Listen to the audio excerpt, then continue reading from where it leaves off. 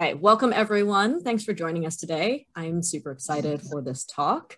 As per usual, I'm going to let our presenter introduce herself because she'll be better at it than I am.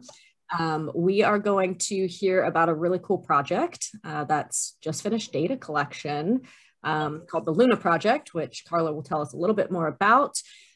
We, as usual, will have a letter of attendance if you need it for hours, and I've put my information in the chat if you do need that. So I'm happy to send you that letter to confirm your attendance. And if you wouldn't mind during the talk, we'll just turn videos off, we'll stay muted. If you have any questions that arise, pop them in the chat. If you have any issues with Zoom or anything, you can contact Manasuita or myself and we'll try and kind of sort that out. But Carla saved some time at the end for questions. So we're expecting about a 40-minute chat and then we'll have some questions. So without further ado, I will mute myself and turn it over to Carla. Thank you so much. Hello, everyone. So I'm delighted to be here today and to share my study with you. As Bree said, I'm going to leave about 15 minutes at the end of my presentation for questions, and always feel free to email me afterwards as well.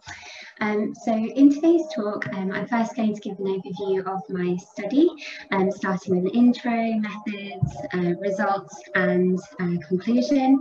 And I've also included some reflections at the end about how it felt to be an assessor for this project, what it was like analysing discourse, and how it has changed me as a speech and language therapist. Just a bit of housekeeping as well. So you're more than welcome to photograph almost every slide from my presentation today, tweet them, share them on other social media, but please don't post any Luna data or my results anywhere on social media, anywhere in a public setting, as we're hoping to publish these. Okay, so this is quite a full-on title. Let me unpack it for you. Okay, so there are several types of reliability, and I focused on three. So intra-rater reliability, inter-rater reliability, and test-retest reliability. And I've explored these three types of reliability using two discourse measures in the personal narratives of people with aphasia.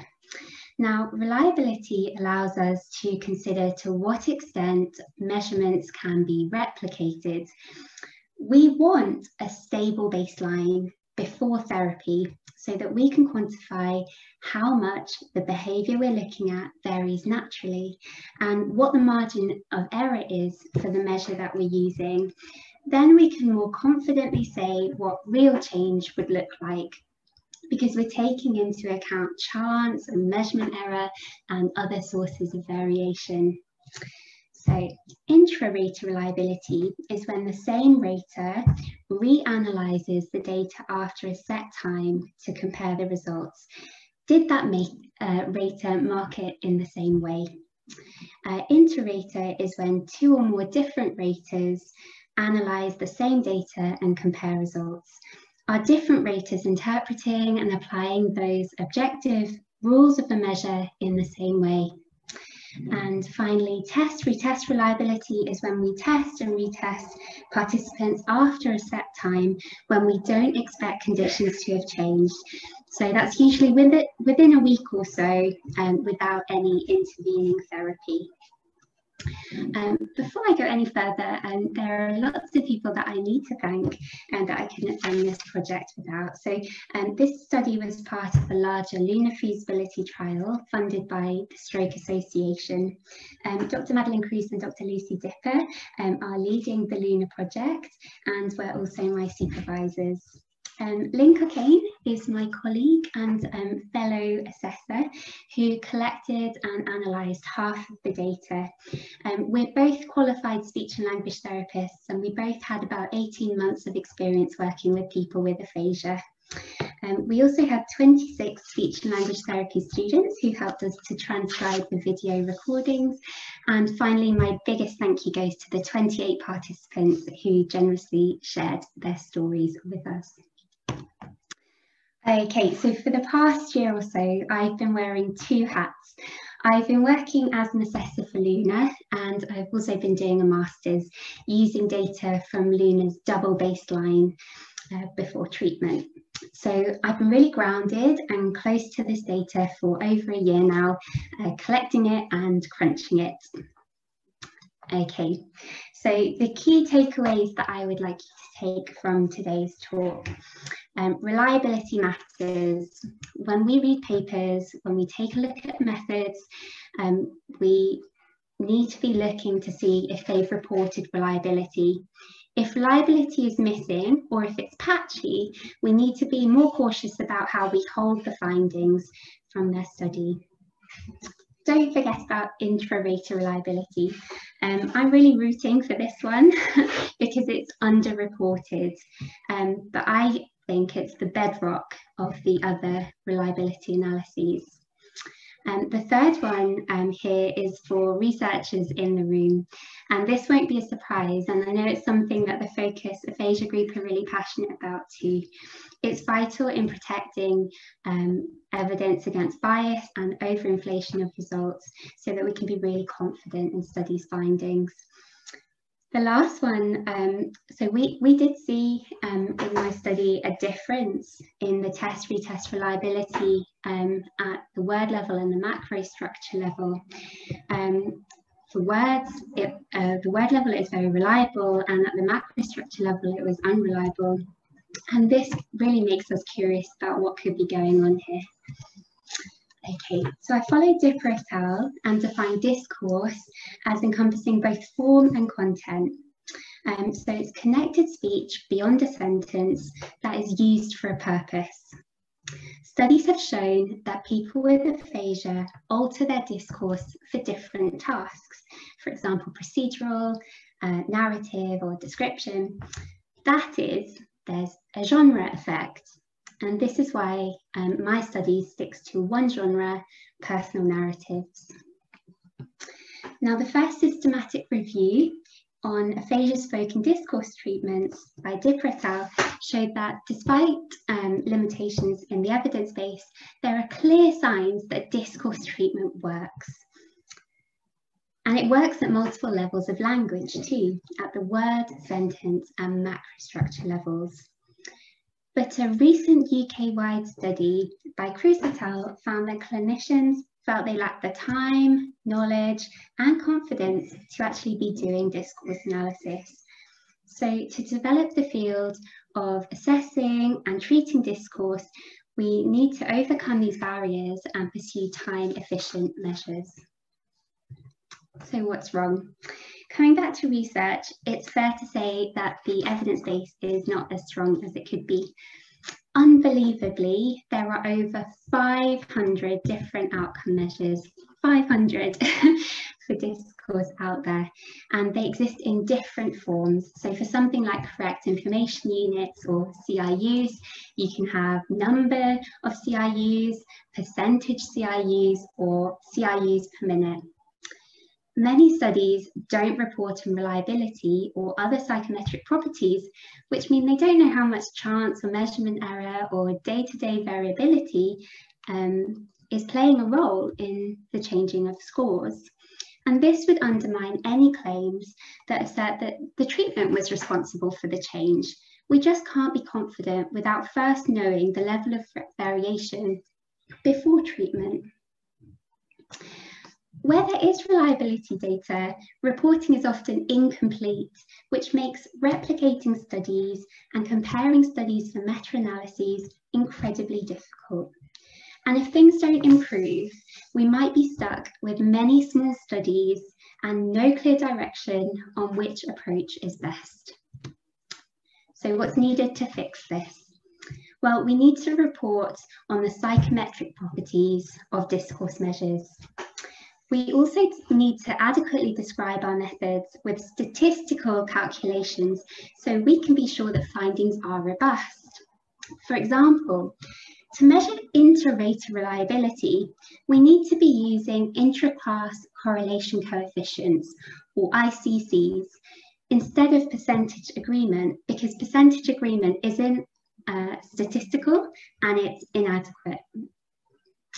We need clear reporting standards to help us evaluate study designs, and something I know that Focus Aphasia is working on. We need to link discourse measures to a theoretical framework so we know what we're measuring and we're not conflating constructs. And these will all help to move the field forwards with evidence-based guidance. So although other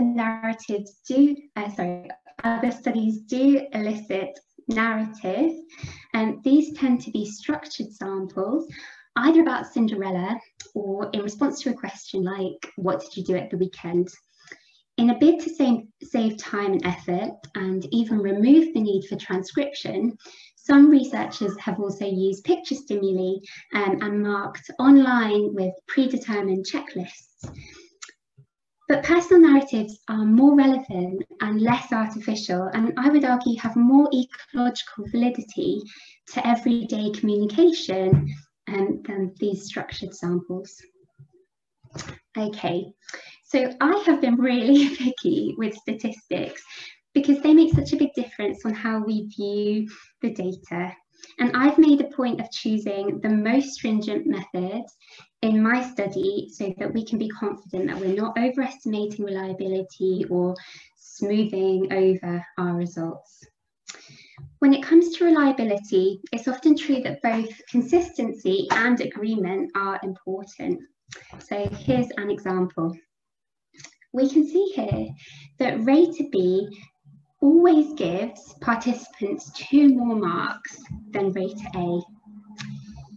If we use Pearson's correlation coefficients, which have often been used to evaluate inter-rater reliability, we find a perfect correlation of 1, because Pearson's is interested in consistency, but not agreement. When you instead look at a 2-way mixed ICC with absolute agreement, we see much lower values for reliability, so 0.614 for the reliability estimate. And when we look at the confidence intervals as well, we've got a very low lower bound, 0.002. And that's because it's taking into account agreement and the fact that raters never actually agreed.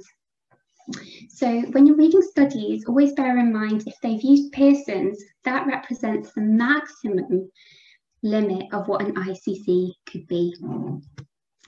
Okay, so I followed Cohen-Lee's guidance and I've listed some of their key recommendations here. Importantly, I've used 95% confidence intervals, not the estimate alone, because this is crucial in not overestimating reliability. And we take the lower interval as the basis of our interpretation. Okay, so I followed Portney and Watkins guidelines, also recommended by Cohen-Lee, but you'll find in the literature Cicchetti's guidelines are really popular. If you compare them here, you'll see that Cicchetti's are lower, they've got lower thresholds and they're more generous. Okay. You'll also see in studies based on Fitzpatrick's guidelines that ICCs over 0.7 are deemed suitable for groups, and ICCs over 0.9, that's when a measure is deemed suitable for individuals. Okay, so we'll come back to this diagram again. So starting with the least reported type of reliability, intra-rater reliability. So checking the same rater, comparing their analysis and reanalysis. When we come to the time element of this, unfortunately, there's little guidance in the literature.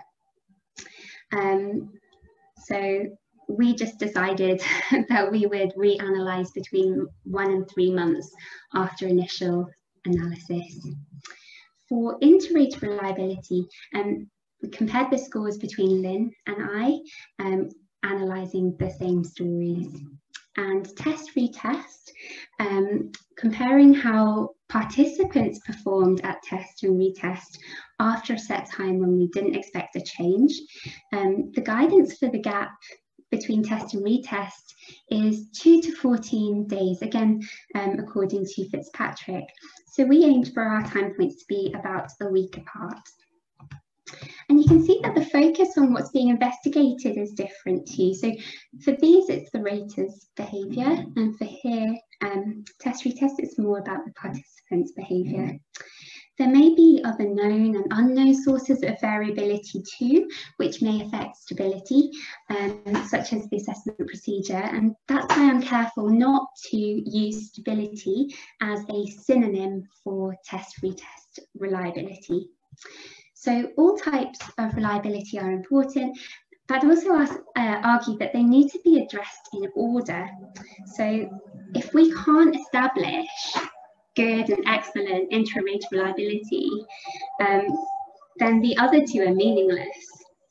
We really need the green light from intra-rater before we can go ahead. Inter-rater reliability must be established to check that different raters are doing the same thing with the measure. If it's good enough, then we can pool the different groups potentially for test-retest. And I'll talk about this a bit more later. Okay, so to recap, my study involved investigating 3 types of reliability in the personal narratives of 28 participants post-stroke with mild to moderate aphasia. It's a double baseline pre-treatment with 2 time points. And in fact, those time points were on average 8 days apart, ranging from 4 to 14 days. Something to note here as well, our participants each told 2 personal narratives at each time point. So in total, there were 112 narratives, which is a lot. And therefore, Lynn and I collected and analysed half each. So 14 participants each, 56 narratives each. It's often not feasible for all raters to analyse all samples in studies, so caseload is divided, which makes the good reporting of inter-rater reliability even more important. Okay, so it might not come as a surprise that we had to conduct Luna online because of the pandemic. Participants were given videos and presentations before and at the beginning of assessment sessions to orientate them to the task. You can see that we were looking for meaningful stories about their experiences, but we also steered them away from some things, including stories about their stroke or aphasia. These stories are fundamentally important, and they're often shared with family and friends and new people. But the Luna team made the decision to focus on other aspects of life, other important stories that people found meaningful and were happy to work on in therapy. Okay, so we also provided some guidance on topics, but participants were free to choose what they wanted. Talking about holidays was really popular, as was talking about achievements at school, in sport, in their careers. We also had people talking about hobbies, so belly dancing, cycling, playing instruments, and a few stories about significant life events as well, so meeting their partner or a big birthday. Okay, so both personal narratives were elicited at the start of sessions, and then we reversed the order at time point 2 to avoid order effect. Participants could use props, so pictures or objects such as a trophy, if they wished, and were allowed to write in the moment to facilitate speech production, but no writing was allowed in preparation, and they weren't allowed to read from notes. Participants weren't informed of a time limit, but timekeeping was down to assessors. In the rare instance that a participant was still talking after 15 minutes, the assessor would give a 1-minute warning at a natural pause so as to avoid interrupting, and then would not intervene further. Assessors were instructed to be friendly and attentive listeners, but we were not to provide many verbal responses. Assessors also checked that participants were finished by saying, "Is there anything more that you'd like to add to your story?" As assessors, we monitored for fatigue, and we would offer a 10-minute break between stories as needed, which worked really well. So as I said, we had 26 SLT students who took turns to transcribe and check the video recordings of our participants telling their stories. The majority were volunteers, but I think there were 4 who were doing their placement as well. Assessors would then check those transcripts for their participants, and any edits made by assessors were considered final. And there has been some preliminary work on the INTRA-RATER reliability of this transcribing. I think it was 85% for a small proportion of the data. And when it came to the assessors doing their intra and inter-rater reliability analyses, assessors did not retranscribe, but we used the final version of the transcript. So we were just redoing the analysis. Okay, so here is a diagram of all the analyses that we're currently doing in the wider LUNA project. And my study looked at 2, so I was looking at percentage narrative words and the number of story grammar elements present. Okay, and here are the procedures that we followed. So for narrative words, based on Safran et al., we first prepared total words. As you can see, there's really a handful of rules here for selecting narrative words, and then percentage narrative words was just the percentage of narrative words out of total words. If you think about CIUs, which is a similar word level language, that has pages and pages in its protocol in Nicholas and Brookshire et al.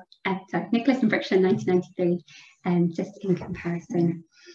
From macrostructure level measure, story grammar, based on Labov, and you can find some really good descriptions of story grammar from Whitworth.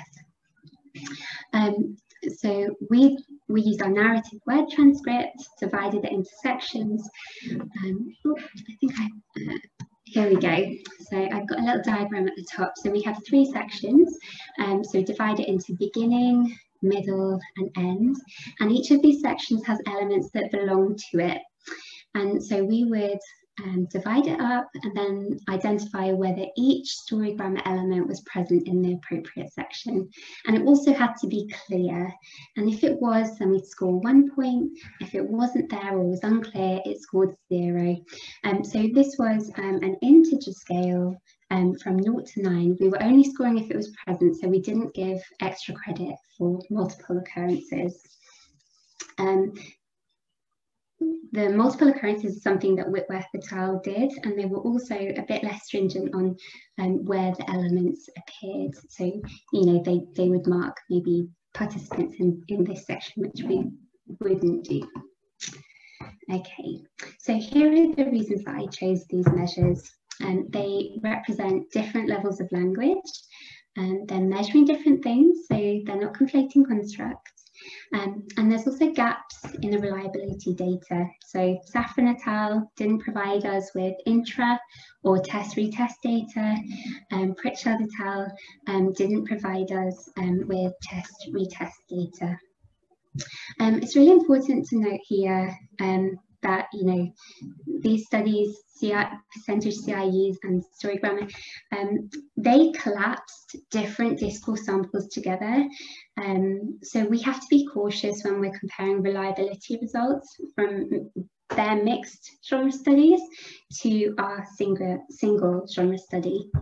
And finally, you know, both percentage narrative words and story grammar, the way that we're doing it, we're deemed to be relatively quick to do.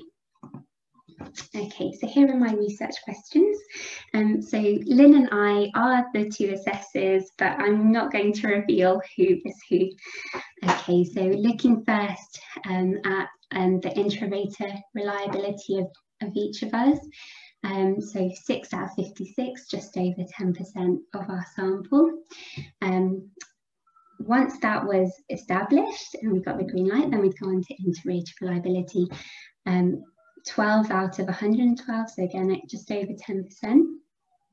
And we decided before that if inter-rater reliability, if the estimate was over 0.75, then we would pool participants together into one group to look at test-retest. If it was less, then we would keep the groups separate to avoid conflating an unacceptably high level of rater effect into the test-retest analysis. You can see for test-retest 2 that I analysed personal narrative 1 and 2 separately. This is because in reliability analyses, it's important that every entity should be independent of all other entities, and that wouldn't have been the case if we had put them all in the same pot. I also wanted to look at the average performances at time point 1 and time point 2 for group reliability to see how it affected the test-retest reliability. The genre is the same, it's personal narratives, and we suspected that people would largely have the same style of storytelling for topics that were familiar to them. Okay. So because ICCs can be hard to interpret because they are looking at the group level, I followed Boyle in her 2014 paper where she calculated the standard error of measurement, or SEM, and the minimal detectable change, or MDC, which can be used to inform decision-making for individuals. The SEM provides an estimate of the likely range of true scores, quantifying measurement error when we repeat measures for individuals. The MDC estimates the smallest change in an individual score to indicate real change in the behaviour being measured over and above variation from measurement error. So it's really useful actually when judging the efficacy of any treatments. So less reliable measures will have larger SEMs and larger MDCs, and more reliable measures will have smaller SEMs and smaller MDCs. Okay, so here's an example. I've changed the names, so don't worry. So I've removed linguistic fillers like OK and R. I've removed neologisms like kitse. I've removed many repetitions like T. I've removed partial words like I, and I've removed some extra narrative content here. Nah, yeah, that was in relation to the question, anything else to add? Okay, so now you've seen an example. Here are the results for percentage narrative words. So on the left hand side here, you can see the guidelines that I've used to interpret the results. Clearly we're rooting for dark green, but you know, light green is okay too. They represent good and excellent reliability. So first, let's have a look at intra-rater, looking at how raters compared to themselves. These are the best findings we could find, we could hope for. You see the ICC estimate here is almost perfect, it's almost 1. And remember, we need to come over to this column because we're being stringent and we're paying attention to the 95% confidence intervals so that we can be supremely confident that we're not overestimating reliability. So got the green light to go ahead. Now looking at how raters compare to each other, we see that it's still green across the board and approaching excellent. And remember, all of these include absolute agreement, so these are really terrific findings. So if we take a look at test-retest, we see story 1, it's good, good to excellent, excellent for story 2, good to excellent reliability for test-retest. And if we come over now to this last column, the MDC, the amount that would be needed to show real change, we see that looking at the average performance of participants at each time point, the MDC becomes lower. So it becomes 15.96. Now let's say, we'll just round it up for ease to 16. So that means that we need an uplift of 16% of narrative words, so more narrative words out of their total words, in a participant's story next time, to be able to say that there was real change, a real improvement in their performance.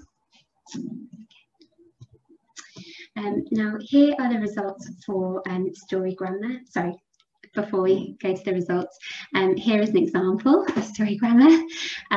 So you can see this assessor has colour coded the beginning, the middle and the end, and you can see that they've coded things that are unclear, things that are absent, and they've awarded points. So this person scored 3 out of 9.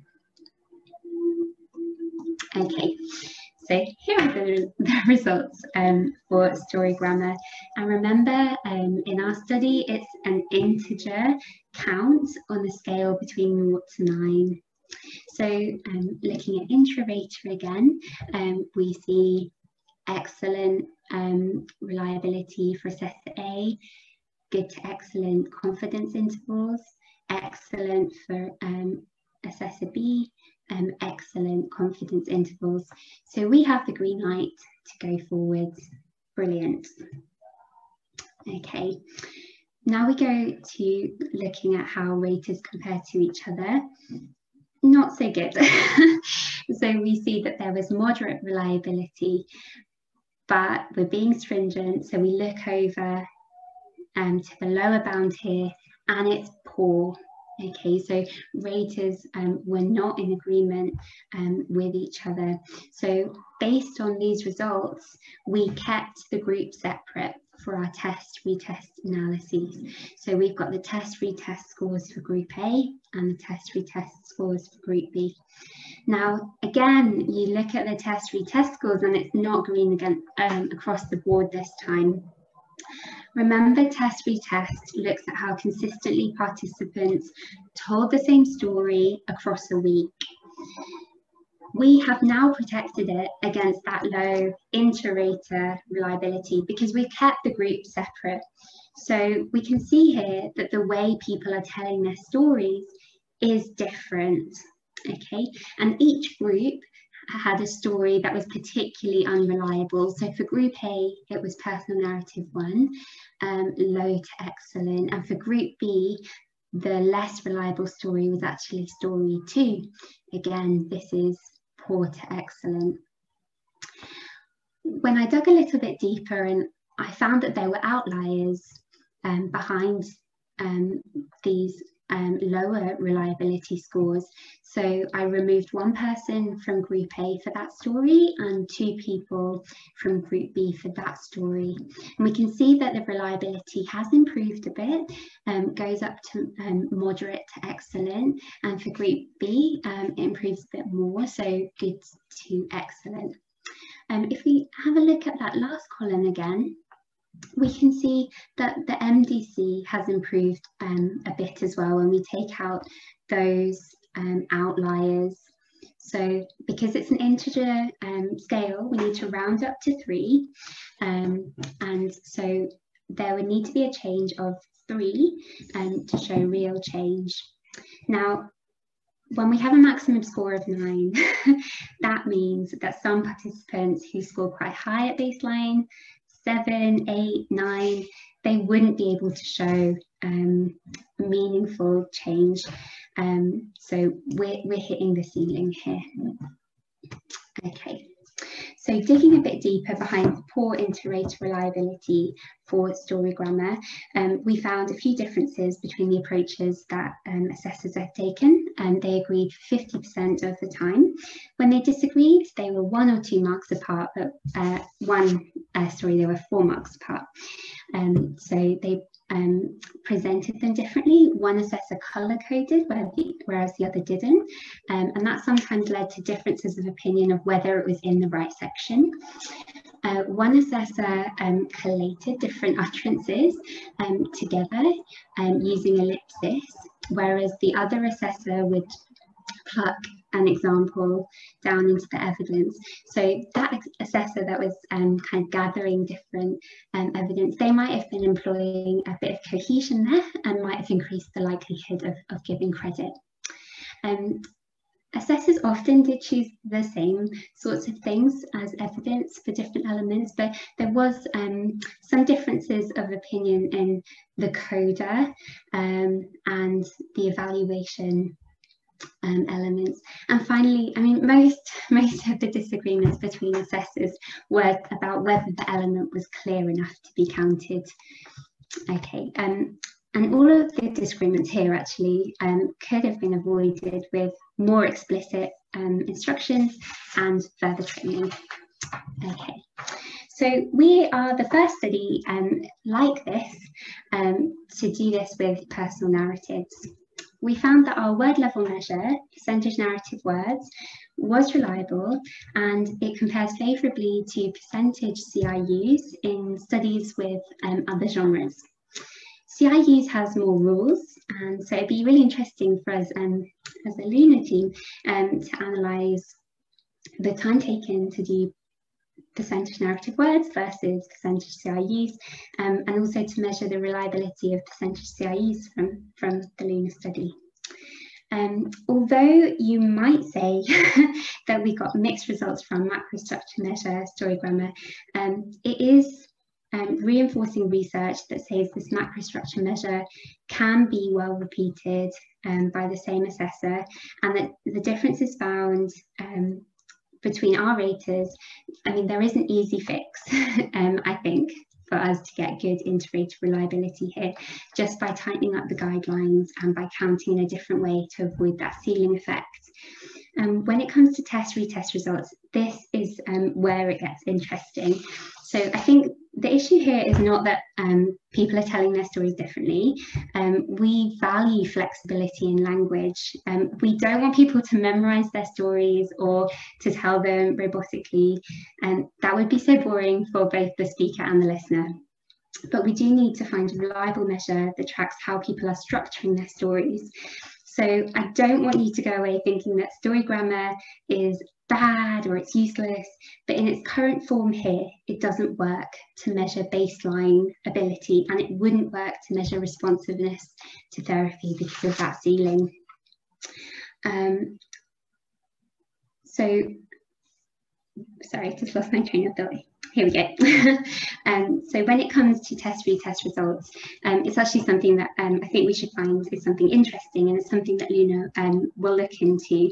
It might be demonstrating agency that our participants have over their language, that, you know, they're moving elements around, they're selecting different things to talk about, their stories are dynamic and flexible, and the challenge for us now is to find an appropriate measure. Okay. Very briefly, I know time is slipping away, I've got a few minutes. Okay, so a few reflections as an assessor. I was very concerned with it feeling uncomfortable because it was online, it was monologues, couldn't step in to help if someone was struggling, but actually it turned out to be a really enjoyable experience. We had spent plenty of time getting to know participants to make them feel comfortable with us, the technology, the procedure, and I think that really paid off. And they also had over 2 weeks, I think, to think of stories. As they shared their stories, it was really nice to see participants become really animated and enthusiastic.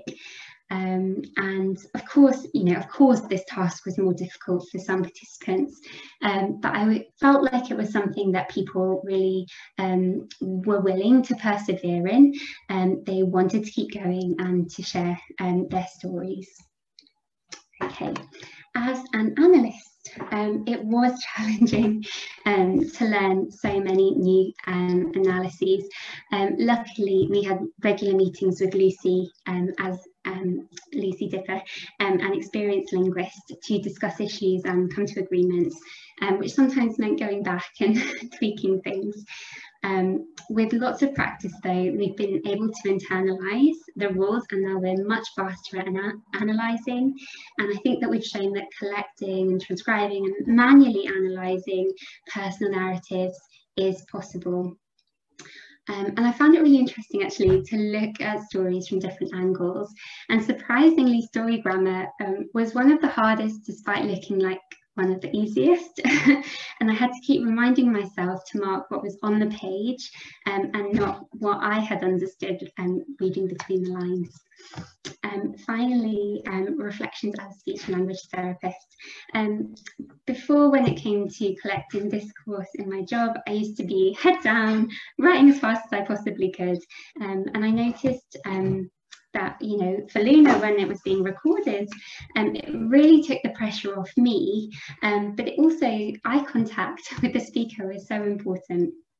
I felt like through analysing people's discourse, it keeps the focus on them and not on the dyad dynamic, and highlights the difference between describing and offering compensatory strategies to actually understanding their language deeply and being able to target impairments directly. I think as listeners that we actually do a lot of work unconsciously to fill in gaps and to tune into people. And some stories actually didn't sound all that atypical at the time, but when I was analysing story grammar or reference change, for example, that's when I realised that there were quite a lot of ambiguities. You know, what did that it mean? I'm not sure now. Okay. Here is a list of the key papers that I've referenced today. And I also just wanted to point out to any clinicians on the call, there's some free Luna resources on the Cara Hub, which can help you to put into practice assessing and treating discourse. And that's based on findings from Luna's survey and systematic review that came out last year. So thank you so much for listening, and I'm going to stop sharing there, and I'm happy to try and answer any questions that you may have. Awesome. We have one already in the chat who's actually from my lab, but I thought I might kick it off and then I'll read hers after, and then we'll open it up to give people a little bit more time to write their questions in the chat or prepare them to be unmuted. We were chatting yesterday. We have about 5 people working at various levels on looking at discourse, and in every sample of people with aphasia that we collect, there are always individuals who are just really difficult to transcribe and code. They're either really verbose, they have a lot of neologisms, there's just something about their speech that's really difficult.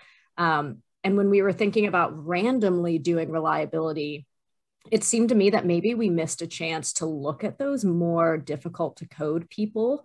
And, you know, we were kind of thinking, like, would semi-random reliability be a bit more, I don't want to say accurate, but I'm going to say accurate for lack of a better word, to really make sure you're including some of those individuals who might be driving like reliability issues. What do you think about that? We did, I mean, it wasn't their main problem, but we did have some participants that had, you know, a praxis of speech on top. And so you might have noticed in the narrative words example I shared, we did allow some neologisms that were intelligible in context to count as narrative words. So sure. Beautiful would count. So we were trying to be fair in terms of thinking about intelligibility in context. I know that's something similar to CIUs.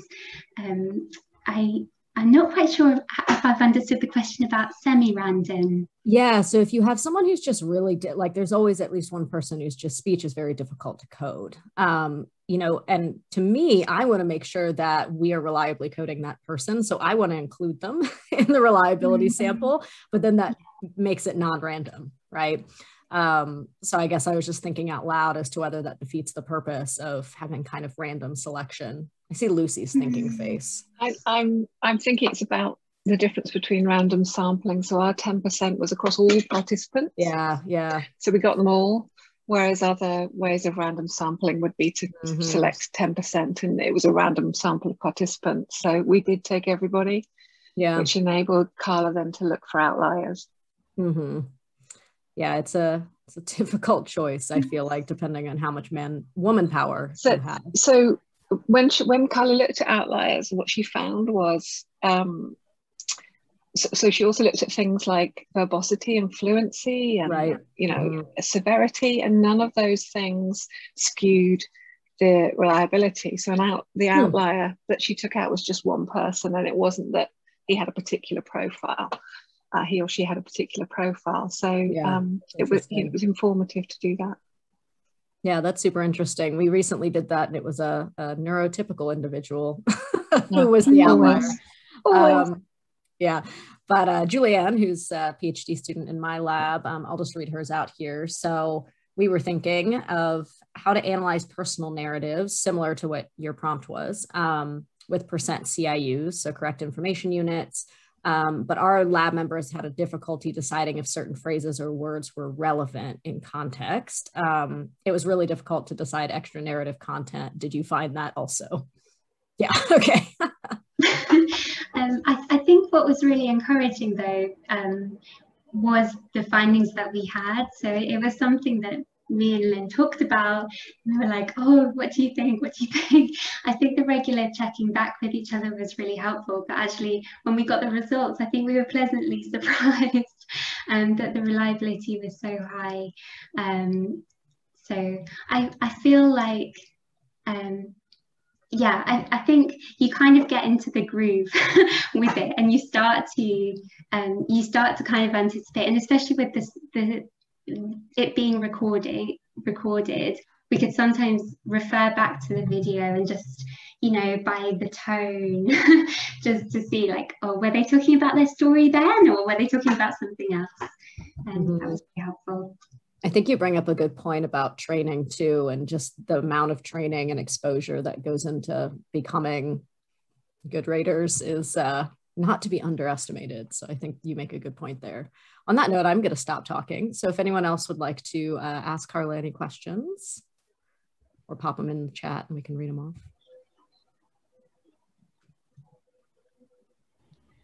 While we wait for questions, I just had more of a comment than a question, but I do agree completely with you, Carla, in the sense that the measures that we are selecting are very important. And we did reliability for microlinguistic and macrolinguistic data, and it was, we used the story retell. It was a quite novel task, and we found the same thing. I had many more issues with reliability. Sorry about the sirens. I'm in Chicago, so. But yeah, we had a lot of disagreements for the macrolinguistic measures. I used Andrea Marini's ratings for that, and it was the same thing, where microlinguistic was more quantitative and it was easy to come to terms with, but macrolinguistic was more of a vague area. We kind of changed our approach, because initially we were kind of going through all the analyses one by one on the same story. And by the time we came to story grammar, I think we were so over familiar with the story that we were just kind of adding all this meaning on top. So actually we started to chunk the stories, and that actually really helped in terms of stopping cross-fertilization between, you know, CIUs and narrative words as well, which sometimes are a bit too similar. So we needed to kind of separate them out and just go through all of the stories with one analysis, all of the stories with another analysis. But yeah, definitely hard, and had to keep kind of coming back and saying, what's on the page? What did they say? Yeah. Absolutely. Let's see if anyone has any other ones. I was just thinking out loud, as you were rating, did you have any thoughts about other measures that you thought might capture some really interesting stuff as you were going? I mean, I know you had all decided as a team to kind of look at the two measures you talked about here, but just using your kind of therapist background, did you get any feelings about other measures that maybe might have been pretty good to look at? I can be really honest here. So I was really hoping to get PASS, predicate argument structure as well, so that we, for this master's measures study, so that we could have a measure at every level, but it just wasn't possible in terms of timing, and PASS has been a particularly tricky analysis to get our head around, because we've just had such amazingly complex language. I think, Lucy, you said several times it's far exceeded our expectations of what participants might produce. So it's been quite tricky to kind of get our heads around. Sometimes it's like 7 lines to parse. So yeah, I mean, that's hopefully something in the future that we can we can add in. I think it would be really really beneficial to see how they interrelate as well. Yeah, definitely. See if there's any other questions. Can I might have a couple of thoughts on your methods that maybe might be worth stewing on a little bit. And I don't know that I know the answer to these, but they're just 2 things I was, sorry for the barking. My first thought is that, you know, ICC is typically intended for continuous variables, right? Continuous scales. And story grammar, if I recall right, is this kind of ordinal interval scale. And so I wonder whether, you know, the ICC like truly works for that scale. I suppose perhaps the 9-point scale is close enough, but that might be something to think about. And my other thought sort of related to this is that, you know, that 95% confidence interval, right, is tied to the sample size. And because the, I believe, inter-rater reliability for story grammar was not acceptable, and so you split the groups for test-retest, your lower bound on that confidence interval, right, is in fact lower than you might expect if you were able to combine the groups. And so maybe this gets at your idea that if you can tighten up those guidelines for story grammar, just by the fact that then you can pool raters, right, you will have a better lower bound on that 95% confidence interval. So I don't really know that, like, I'm curious your thoughts on this and how you might go about, you know, kind of following these kinds of like methodological concerns. I think you said you were writing up your paper, but anyways. Thank you so much. Those are really thought-provoking comments, and I think we would need to use a different counting method, purely because of the ceiling effect as well. So I think we might try counting like Whitworth et al. Does, so counting every occurrence of a story grammar element after splitting the transcript into utterances, so that we would have much bigger numbers, so we wouldn't have that scale of 0 to 9. So that might help with that problem of using ICCs. But absolutely, I think the bigger the sample size, the better. Thank you. Rob, does that mean you still have hope for story grammar being an appropriate measure for detecting change? I think, sure, right? I mean, I guess I maybe wasn't as pessimistic about the lower tail of that 95% confidence interval because the sample size was cut in half. Like it's just hard to compare that to, you know, the sample size of 56, right? Yeah.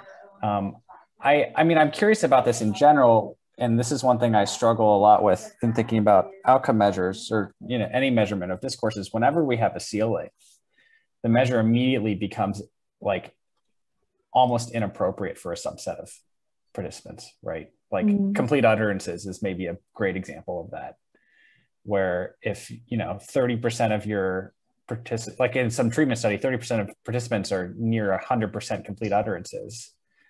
Like that's not a helpful outcome measure for 30% of people. And, you know, if you don't see change, you know, is it because the outcome measure wasn't appropriate? So I think that is a story grammar concern. It's anything with these ceilings. I don't know how to deal with it. I'd love to hear people's thoughts on that. Yeah, I mean, just in our experience, anything with ceilings or anything that doesn't have a true anchoring middle point, we've had a lot of issues with in terms of reliability. So like, you know, these story grammars don't have an anchoring middle point, right? It's just categories. And as Menasuita was mentioning, her study, I mean, with cohesion, you've got a 1 to 4, but again, there's like no anchoring middle point. You have no like way to really look at how often people are choosing that middle, or how often, I'm thinking, you know, just looking at bias in any way, right? You can't really tell that well with these types of measures. So, I mean, I think your thoughts are warranted, but I don't know, but I love the idea of looking at macro structure, because I think we're missing a lot when we just focus on the micro, but the benefit of the micro is there's no ceiling. Well, for most.